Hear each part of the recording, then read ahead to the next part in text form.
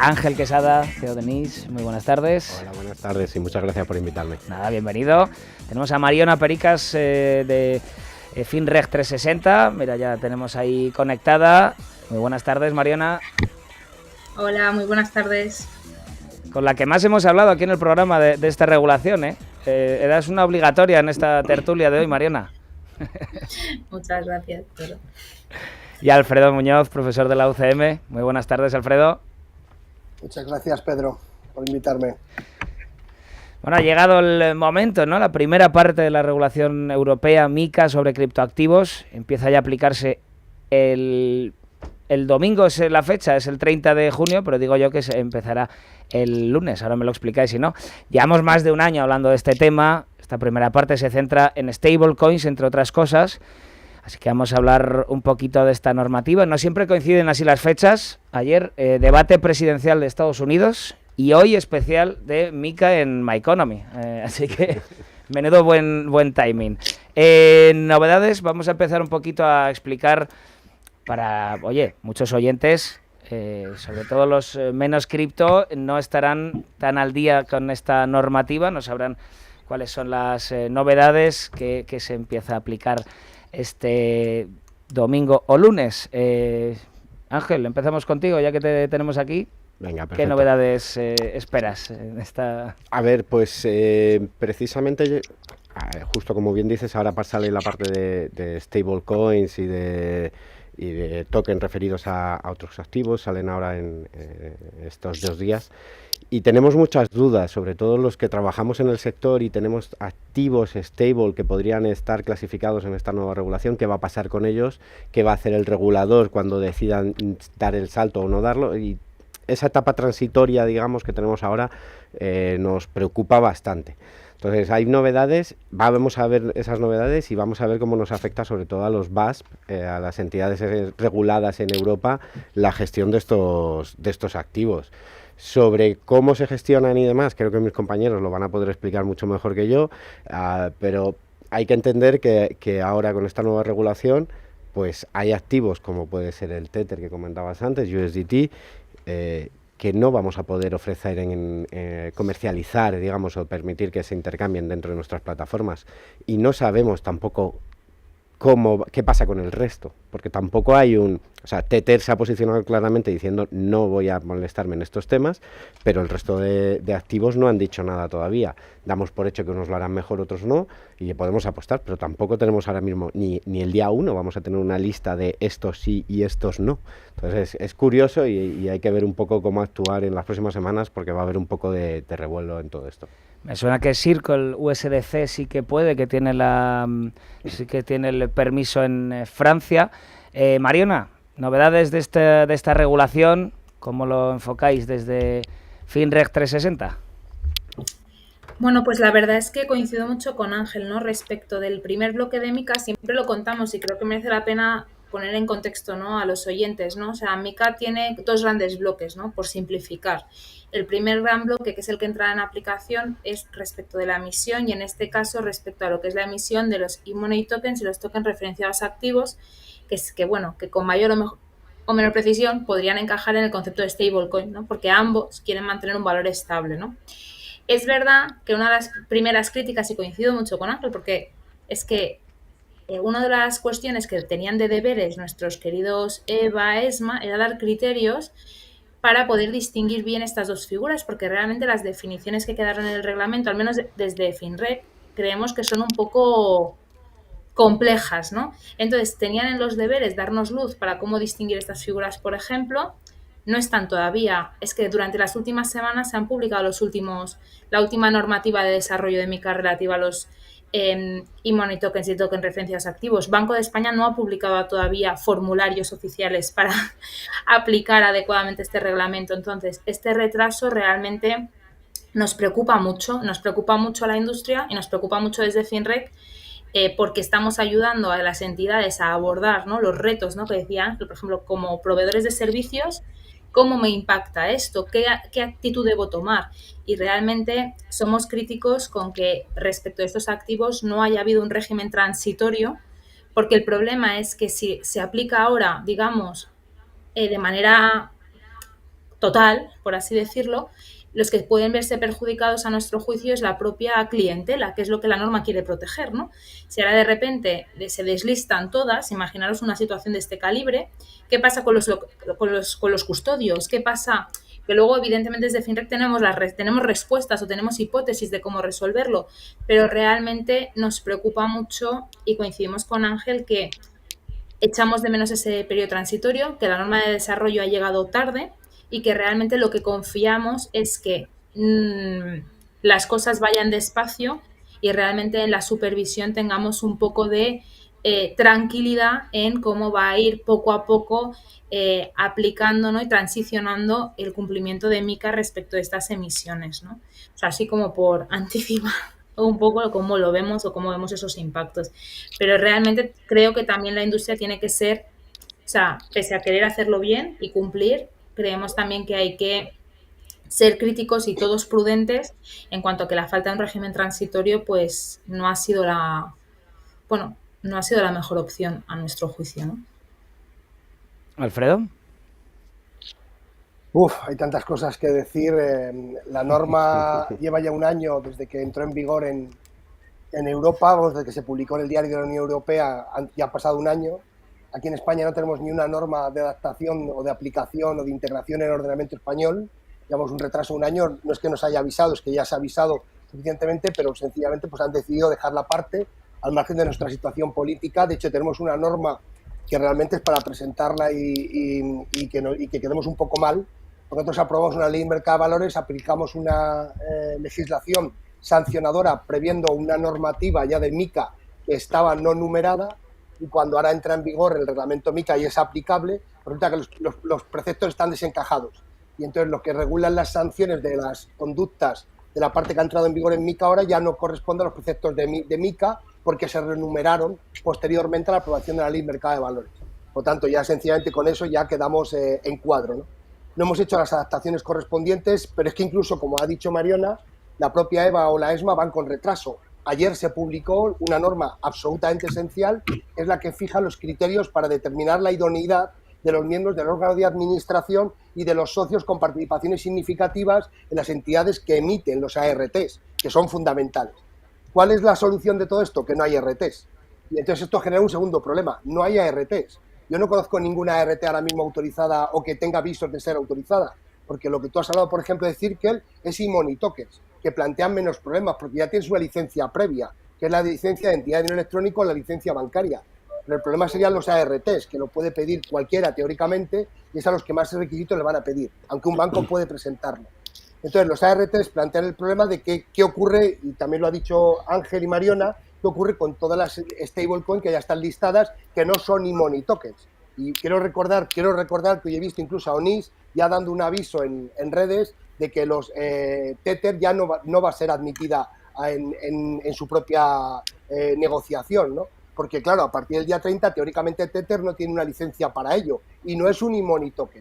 Yo creo que los supervisores van a ser bastante flexibles en este periodo inicial, porque ayer han presentado una norma que es esencial, que es la norma que necesitas para pedir tu licencia de ART, que es qué requisitos tienen que reunir los miembros de mi consejo de administración o quienes pueden ser socios de mi entidad para poder hacer una emisión. Si se ha presentado ayer, ¿cómo me vas a pedir estos requisitos pasado mañana, que es cuando entra en vigor?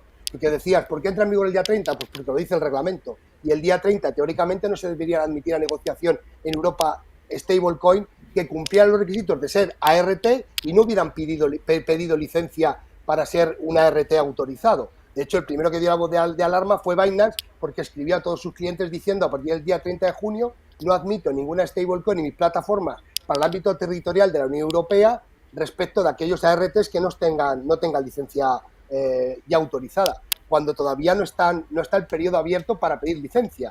Esas licencias se podrán pedir a partir del día 30 de junio. Y lo que decía el reglamento, su régimen transitorio es: admito las stablecoin que ya venían emitiéndose con anterioridad, los ARTs, siempre que pidan la licencia hasta el 30 de julio. Si todavía no sabemos quién va a poder pedir licencia, porque tampoco sabemos realmente qué ARTs estaban negociando aquí. No hay un listado de ARTs que pudieran ser considerados como ART y que se estuvieran negociando aquí.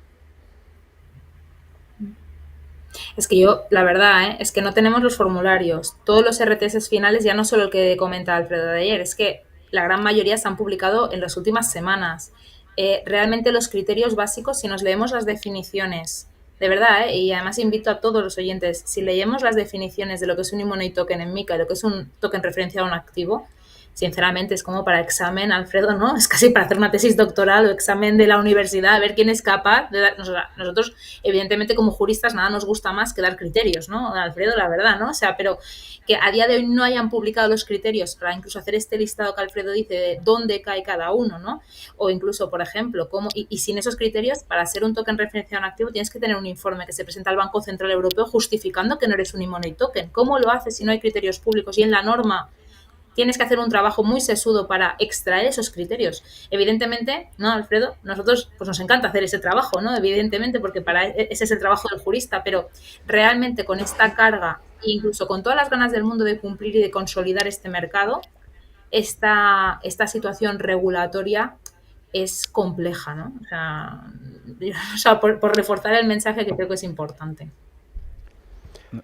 Totalmente. Oye, por alusiones, como bien decía Alfredo, nosotros sacamos hace, pues creo que escasas 24 horas, un comunicado, pero como entidad que está trabajando en este tipo de, o que está trabajando con este tipo de activos, sí que traslado la misma opinión. Nos encontramos en una situación muy difícil. Está claro que nosotros no tenemos la culpa de que, por ejemplo, Tether no quiera estar en Europa, pero sí que tenemos clientes con Tether.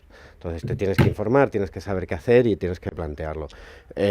Comentar que en nuestro caso hablamos mucho de USDT o Tether porque ellos ya han dejado claro que no quieren estar. Entonces para nosotros es un claro ejemplo de por dónde, o sea, de con quién actuar. No hemos hablado del resto de activos porque, como bien decía Mariona y Alfredo, pues no sabemos qué va a pasar. No hay, está todavía todo muy verde, no sabemos ni siquiera si se van a presentar a pedir o no, pero bueno. Y en el caso de USDT, antes comentaba Mariona, hay dos cosas que hay que separar. La custodia por un lado y luego la negociación. Lo que no te dejan es negociar a día de hoy. Es decir, si tú, Tether, no vas a estar, no te voy a dejar, o sea, no vas a querer estar y no vas a querer cumplir con la regulación, yo no voy a poder dejar que la gente intercambie ese tipo de activo entre usuarios. Pero una vez que yo ya estoy haciendo la custodia de ese activo, nadie me dice que tenga que expulsarlo. Y esto lo comentamos justo hace unos días con el regulador. Oye, ¿qué hacemos con los miles de usuarios que podemos tener ahora mismo en nuestras plataformas que tienen USDT? ¿Qué les digo? Que hagan el cambio, que hagan la permuta. Oye, está muy bien, pero la permuta también tiene consecuencias fiscales. Es decir, oye, ¿qué hacemos? E incluso nos está pasando cosas más curiosas. Claro, en Europa a lo mejor USDT, o sea, yo creo que esta regulación internamente en ONIS apostábamos porque con USDT se iba a tratar de otra forma y creemos que ha sido la peor solución. Porque aunque sí que es cierto que es una moneda que no tiene mucho peso como stable dentro de Europa, o según ellos dicen, no tiene mucho peso dentro de Europa en su market y por eso no van a prestar la atención, a nosotros nos ha fastidiado varios proyectos de remesas que teníamos encima de la mesa. Es decir, de proyectos para mover fondos de Latinoamérica a España y de España a Latinoamérica, o entre Latinoamérica, Estados Unidos y España, ese triángulo, Europa, vamos, pues nos lo han roto por completo. Y teniendo en cuenta que en Latinoamérica el 90% tiene USDT y nadie sabe lo que es USDC, pues es un problema. Es un problema. Entonces, estas situaciones empiezan a hacer cosas raras. Nos hemos encontrado con unos compañeros españoles que están diciendo que se quiere constituir una entidad offshore para poder hacer el intercambio de USDT y USDC fuera de España, de Europa, y luego traer el USDC, lo cual suena como muy rocambolesco. Y lo que está consiguiendo no sé si es tan bueno como parece, como bien decíamos, más que defender al consumidor final. No sé si el no haberlo hecho o no dar claridad, sobre todo con ciertos activos, crea mucha indefensión y mucho riesgo. O sea, nosotros hemos hecho ese comunicado, no hemos dicho que vayamos a parar ahora, hemos dicho que visto la actividad y visto que ellos no quieren, acabaremos deslistando ese activo. Pasa un proceso de deslistado que para nosotros está definido, pero hay otras entidades que ni siquiera tienen un proceso de listado y deslistado de activos, claro. Entonces, nos genera mucha, como estamos diciendo todos, muchas dudas y mucha indefensión en general, tanto a los VASP como a las entidades que quieren hacer esa emisión de esos tipos de activos, como al usuario final, que no nos olvidemos, es el que tiene que... Toda la regulación está para ayudarle a él y para protegerle a él. Entonces sí que podéis seguir custodiando Tether. En principio sí. Pero En es principio que sí. yo Ahora, estoy un poco que no entiendo nada. ¿No se supone que esto traía claridad regulatoria? claro, y estamos esperando a que nos digan qué pasa.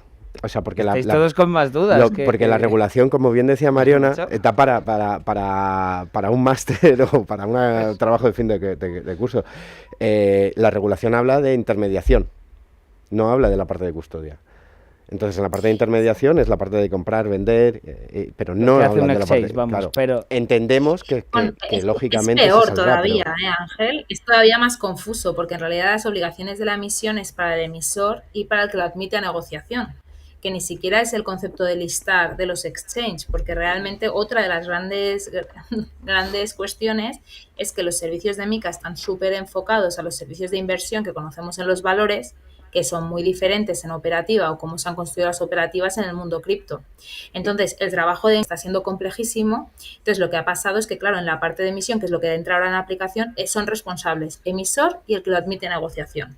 ¿Qué pasa? Que se está interpretando el concepto de admisión a negociación amplio, de manera que los que listan parece que lo están a negociación, pero no necesariamente en un sentido estricto lo están haciendo. Lo que pasa es que yo creo que se está interpretando de manera amplia por una prudencia que no muy bien eso en los años cómo se va a aclarar. Entonces, claro, coincidimos con Ángel, o sea, al final la custodia la tienes que seguir permitiendo, pero claro, permites la custodia y no permites lo otro, entonces... No puedes moverlo entonces. No, puedes sacarlo, puedes mandártelo a tu plataforma americana, ahí jugar con él y luego volver. Pero no puedes hacer nada en España. Es un poco extraño todo, no sé. ¿Hay más cosas que digáis, Alfredo? ¿Más cosas así que no estén claras todavía? Es que no tenemos nada claro. Este es el problema. Que en realidad el reglamento es una norma de grandes características que nos da lo básico, pero lo que necesita mucha normativa de segundo nivel que se está aprobando y que incluso pues ayer se aprobó la última que yo he visto, que son esas directrices comunes de EBA y ESMA, pero es que luego necesitamos normas de integración dentro de los ordenamientos y en España no tenemos absolutamente nada. Hay un anteproyecto sobre el que se han hecho alegaciones iniciales de información pública, pero que todavía no se ha visto el texto y que teóricamente no vamos a ver hasta después del verano. Y luego veremos a ver, porque si hay elecciones, imaginemos que vamos a elecciones, pues entonces volvemos a empezar otra vez. Y este caos que estamos viendo, que me preocupa menos porque no tenemos ARTs, más allá del problema de qué hacemos con las stablecoin, que ya tenemos en negociación en chain o en custodia, como dice Ángel, que una interpretación literal me da pie a pensar que la custodia es factible de esas stablecoin, porque en realidad la prohibición general en los ARTs es la prohibición de ofertar o de admitir a negociación y que no puedes hacerlo sin licencia previa, pero con una interpretación sistemática pues daría lugar a que no puedes ofrecer ningún servicio en torno a ellos. Pero yo no me creo ahora mismo que haya una fuerza normativa para llevarte a ese extremo, ¿no? Y creo que el supervisor es que ni siquiera tiene instrumentos para obligarte a no hacer custodia. Y tú puedes hacer una custodia con una autoalojada, puedes derivarte del custodio a tu autoalojada o llevártelo a otro chain externo, ¿no? Pero lo que me preocupa es el caos que llegue en diciembre con la entrada en vigor de todo el régimen complementario, todo lo que viene, que es realmente donde está el problema, ¿no? Con todos los prestadores de servicios y toda la supervisión del mercado.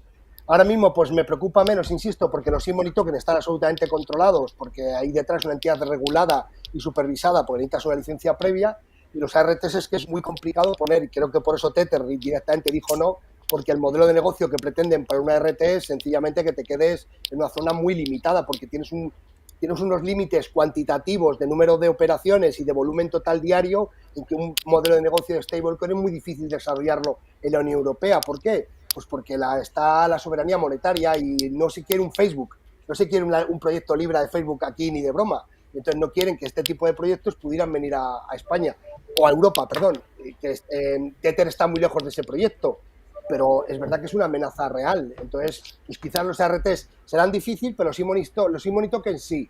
Y vuelvo a insistir, es que tenemos en España un régimen sancionador que no cuadra con la normativa de MiCA, con los preceptos de MiCA. Y esto ante un juez con principios de no hay penas, o sea, no hay penas sin norma previa, pues a ver cómo te sancionas si tú violas el reglamento MiCA, por ejemplo. Porque el reglamento MiCA recoge una norma en el 50 y la normativa española te remite al artículo 47.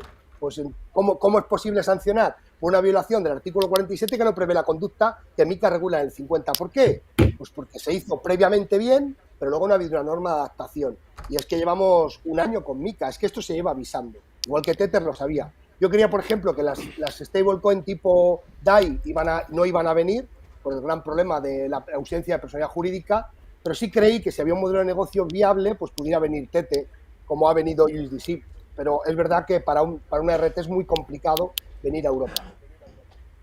Entonces, cuando en octubre del 23 el gobierno de España dijo, España, es que tengo además aquí la noticia de Moncloa, España adelanta la aplicación del primer reglamento del mundo sobre el mercado de criptoactivos. ¿Era un buen anuncio? Al final, ¿qué pasó? ¿Qué ocurrió con esto? ¿En qué BOE está eso? Si me decís el BOE... No, ese es el anuncio de... O sea, por el anuncio que hizo el gobierno de España. Sí, eso afecta a la parte de los proveedores que Alfredo menciona de diciembre. Eso lo que te exige es que las entidades que prestan servicios sobre criptoactivos, no para la parte de emisores, tienen 12 meses para obtener su licencia y en ese periodo pueden seguir operando en España y en los países en los que en cada país habrá que verlo, pero en España los que estuvieran prestando servicios antes de diciembre del 24 podrán continuar prestándolos durante todo el 25 mientras tramitan su licencia. En diciembre de 2025, si no han obtenido la licencia, ahí es donde deberán dejar de prestar servicios. Esto se celebró como buena noticia en su día y me sigue pareciendo que es buena noticia porque exige también a los supervisores a tramitar esas licencias de manera ágil durante este ejercicio. ¿Por qué necesitamos que, en este caso en particular, CNMV acelere esos procesos de licencia para entidades como NICE durante este ejercicio 2025? Porque también es lo que les va a permitir pasaportear su licencia y competir con el resto, digamos, de competidores europeos que, si obtienen la licencia, pongo un ejemplo, en febrero, ¿vale? Si el francés obtiene la licencia en febrero, desde ese momento puede operar en toda Europa. Y lo que tenemos que conseguir es que los operadores españoles la consigan lo antes posible para poder competir con la misma, digamos, con las mismas posibilidades que los hermanos europeos, ¿no? Entonces, eso no es buena noticia todavía porque tenemos, sí, la norma es muy exigente, pero tenemos que conseguir que, ¿no? Al menos que los que estamos aquí, pues compitamos con todas las opciones, ¿no? Totalmente. De hecho, no solo el que nosotros podamos salir a Francia, sino que el francés venga a España. Hay que entender también esto, cuando vas a un usuario final, a lo mejor el usuario final que tengas una licencia, tengas un registro, pues no le es tan relevante. Pero cuando estás hablando con institucionales, con bancos, con grandes players, el banco tiene una serie de controles que hacer y el hecho de que haya alguien que venga con una licencia es mucho más importante que el hecho que venga con un registro. Indistintamente ya, previo a MiCA ya nos está pasando, es decir, hay sitios dentro de la Comunidad Europea que ya se permite tener licencia y el hecho de que haya una entidad que tenga licencia en Francia, aunque no sea pasaporteable, tiene más peso que el hecho de que se haya registrado simplemente en España. Entonces, este acelerar y impulsar un poco creo que es una buena, como bien decía Mariona, es una buena sensación, es un buen feeling porque además da la sensación de que el país quiere estar ahí, que realmente todas las conversaciones que siempre hemos tenido con el regulador parece que quiere estar ahí, lo que pasa es que bueno, pues está el regulador, luego está el político, luego está, y ahí siempre, como bien decía Alfredo, pues hay otras cosas, y como vengan unas elecciones, pues se para todo como se paró hace unos años, y todo lo que nos tiene que ver, pues con este tema nos vuelve a dejar atrás. Entonces, yo creo que es una buena noticia. Creo que es importante que podamos estar teniendo esas licencias lo antes posible, pero también es verdad que estamos improvisando en algunas áreas, por decirlo así, o trabajando sin tener material claro. Nosotros, por ejemplo, o lo vemos con compañeros nuestros que ya están abriendo todo lo que es la parte MiCA, el proyecto para estar regulados, para cumplir con todo esto que la ley nos pone encima de la mesa, pero es que muchas cosas es lo mismo que está pasando con los stablecoin que comentábamos, nos pasa a nosotros los BAS con el resto de cosas. No está claro cómo se va a proceder, no está claro cómo se va a validar, no está claro ni siquiera qué protocolos tenemos que hacer o qué protocolos no tenemos que hacer. Entonces, por ejemplo, nosotros en ONIS, la política que hemos seguido, bueno, pues por casualidades, hemos empezado con la capacidad o nos estamos preparando, ya estamos presentándonos para conseguir la licencia en Andorra de activos digitales. Sí que es cierto que no tiene nada que ver con MiCA, pero es una ley que está desde abril del año pasado, que está clara y que nos está ayudando mucho de forma indirecta a prepararnos para MiCA. Es decir, ellos ya sí tienen las pautas de que hay que entregar, que no hay que entregar, cómo hacer todos los procesos, etcétera, etcétera. Y entendemos que, bueno, en torno al 70-80% del trabajo que estamos haciendo va a ser útil para MiCA. Pero no hemos abierto MiCA todavía y la política de la empresa es, oye, somos una startup, no tenemos capacidad de poner a 20 personas a estudiar esto y contratar a los bufetes que son los que al final nos van a echar un cable para entender todo esto. No tenemos esa capacidad, vamos a pasar un poco, vamos a centrarnos en lo otro, vamos a ver si lo otro de segunda derivada nos ayuda. Y bueno, como decía Alfredo, pues nuestro planteamiento es en septiembre, esperando que toda esa regulación que dicen que va a venir ahora en verano llegue realmente, pues que en septiembre ya empezaremos a hacer nuestros deberes. También es verdad que aunque empecemos en septiembre, empezamos, como decía antes, con material. O sea, no empezamos de cero, si no es un problema, porque al final 12 meses, ese periodo transitorio de 12 meses se pasa muy rápido. Y para una startup que está a la par subsistiendo, a la par vendiendo y a la par regulándose, como te descuides en alguna de las tres, pues no llegas. También quería preguntaros, y justamente tenemos aquí una startup, si esta regulación al final va a venirle bien al sector económicamente, es decir, si podría frenar la creación de empresas, si podría frenar la inversión, si podría frenar la entrada de capital extranjero, si podría frenar que lleguen empresas, yo que sé, estadounidenses o asiáticas a la Unión Europea, o si, oye, por otro lado, si puede hasta motivarlo y puede ser un catalizador positivo para la economía europea en cuanto a criptoactivos. Por la parte que me toca, que estoy yo más como player del sector, creo que va a venir muy bien. O sea, no todo es blanco y negro. Es decir, no podemos decir va a venir bien para todo lo que acabas de decir de la lista. Es cierto que habrá startups y pequeñas empresas que lo van a tener mucho más difícil, ¿vale? Pero es que también es verdad que como en otras entidades, en otros activos, o sea, no estamos vendiendo zapatillas con un e-commerce, que con todo el respeto a proyectos de ese estilo, que en alguno he participado, estamos metiéndonos en temas de activos digitales, en temas de posesión, de custodia o intercambio de activos de terceras personas. Aquí no estamos jugando con dinero. Entonces, no tener unas buenas políticas de resiliencia de la plataforma o de continuidad del negocio o de evitar la manipulación del mercado, pues son peligrosas. Entonces, es cierto que el emprendedor va a tener que hacer, o la persona que quiere lanzar un proyecto va a tener que hacer mucho más trabajo del que no tendría que hacer si no estuviese regulado, pero también creo que es necesario en ese sentido. Entonces, sí, habrá empresas, incluso habrá proyectos que llevan funcionando todo este tiempo que directamente en 2025 dejen de funcionar porque no van a tener la licencia o no tienen la capacidad de tenerla. Por el otro lado, ¿habrá proyectos que vengan? Hombre, yo creo que atraer la inversión sí, porque la regulación y la inversión siempre se llevan muy bien.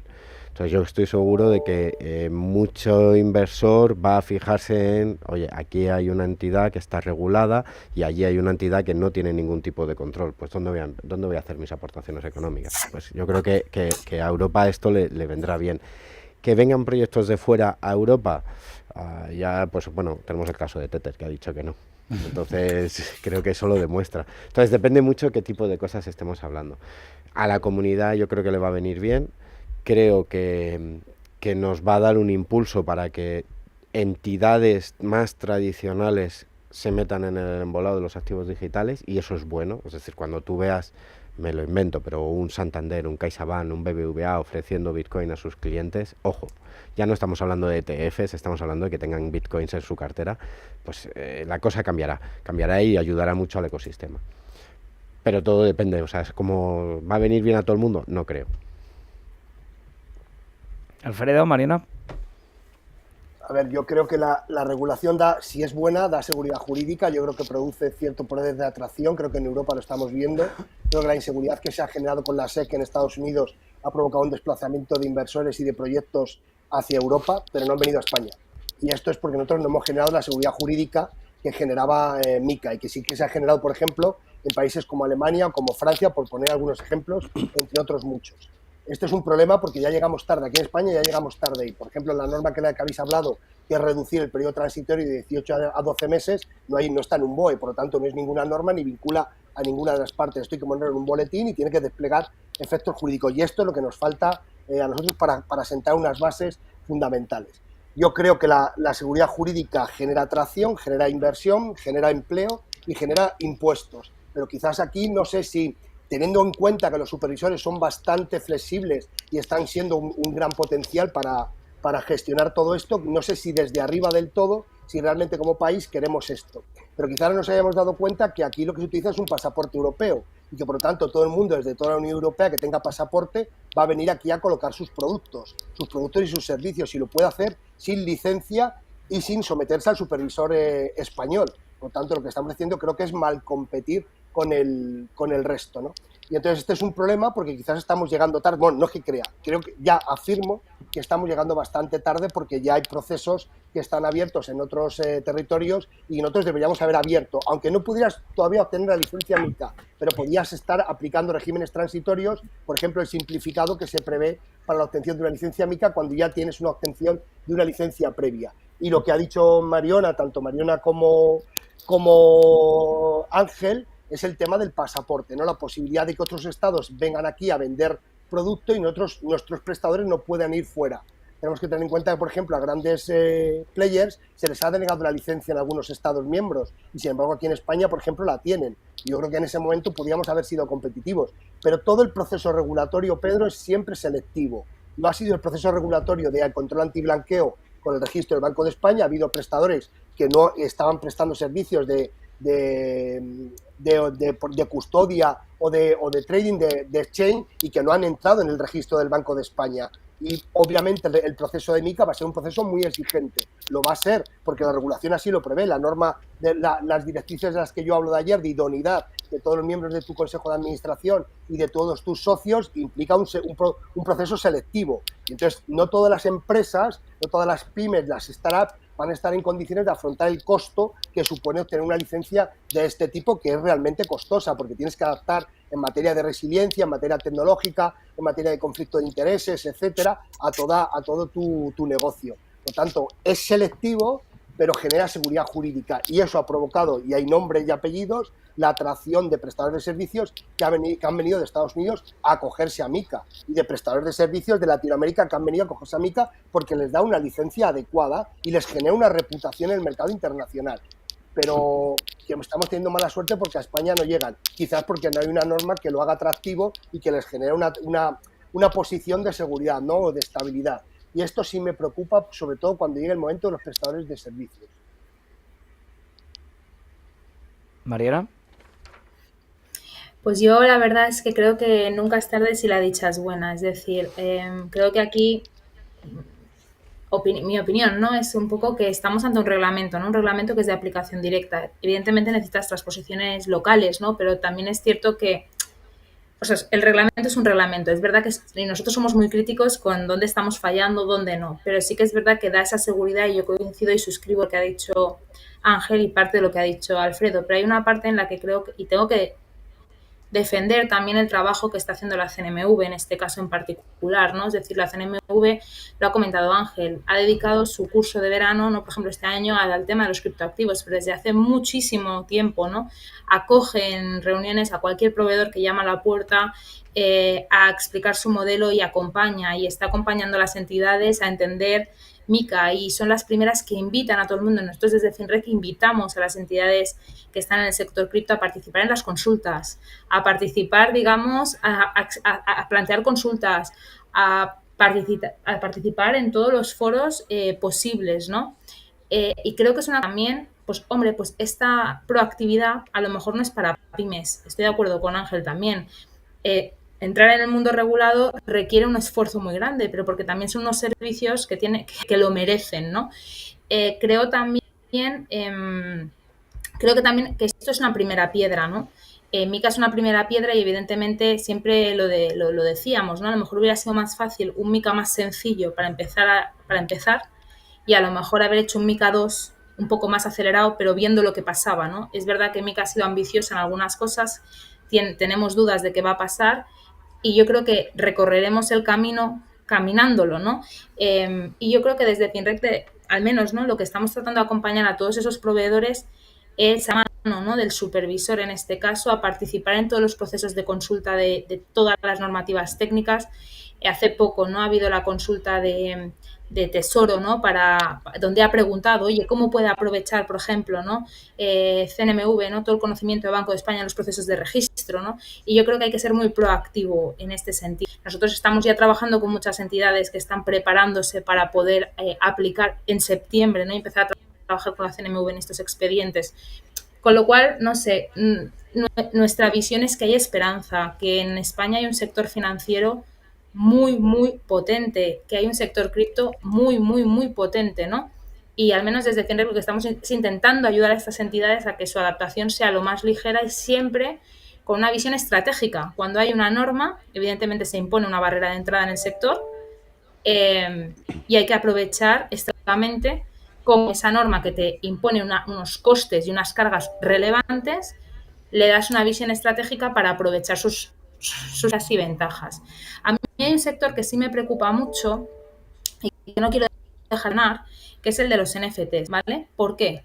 Porque sí que es un sector en el que en las idas y venidas de los proyectos de Mica, antes de su visión no sabíamos si iba a estar fuera o dentro. Finalmente quedó fuera, pero con la misión de tomar una decisión sobre qué se hacía, ¿no? Cuando se publicó el borrador, ¿no? De cómo se iban a clasificar, ¿no? Cómo íbamos a diferenciar un instrumento financiero de otros tipos de criptoactivos, se incorporó también cuando un NFT era un NFT verdaderamente excluido de Mica y cuando no. Esos criterios son bastante, bueno, no sé cómo definirlo, ¿no? Son bastante, podríamos decir, exhaustivos, pero a la vez son poco concretos en algunos casos. Y realmente muchos NFTs pasarían a estar sujetos en Mica bajo ese paraguas de otros criptoactivos. Realmente, con esa incertidumbre de que todavía no sabemos cuándo un NFT está en Mica o no está en Mica, y el poco tiempo que tenemos, sí nos preocupa en toda esta industria que realmente no ha dejado de crecer, que realmente no quede expulsada de Europa por una incertidumbre. O sea, aquí la queja no es si Mica sí o Mica no, es que no saber si estás o no estás genera una falta de seguridad jurídica que es muy poco atractiva, ¿no? Que al final dices, necesito saber si tengo que cumplir o no tengo que cumplir y tomo mis decisiones, pero no saberlo es complejo y no deja de ser un sector que creo que hay que también apoyar o al menos hay que estar atentos a ver su evolución, ¿no?